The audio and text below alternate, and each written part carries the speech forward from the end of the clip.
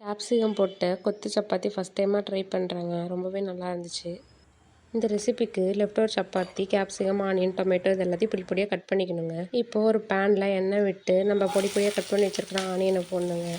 Onion கொஞ்சம் class மாதிரி சாட்டே ஆகணும். கண்ணாடி பதம்னு சொல்லுவாங்க. அந்த பதத்துக்கு வந்ததுக்கப்புறமா நம்ம பொடி பொடியாக கட் பண்ணி வச்சுருக்க கேப்சிகம் அண்ட் டொமேட்டோ ரெண்டையும் போட்டு நல்லா மிக்ஸ் பண்ணிக்கோங்க.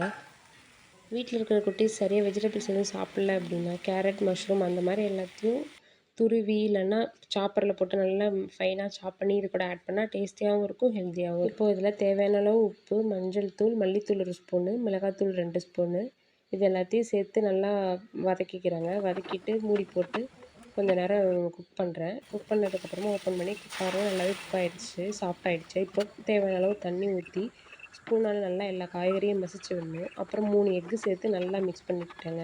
எக்கு நல்லா குக் ஆனதுக்கப்புறமா நம்ம உதுத்து வச்சுருக்கிற சப்பாத்தியை இது கூட ஆட் பண்ணி நல்லா மிக்ஸ் பண்ணி விட்டுக்கணுங்க. கொஞ்சம் நேரம் மூடி போட்டு குக் பண்ணோன்னா சப்பாத்தி நல்லா அந்த மசாலா கூட சேர்ந்து நல்லா டேஸ்ட்டாக இருக்குங்க. அவ்வளோதான், நம்ம ரெசிபி ரெடி ஆகிடுச்சு.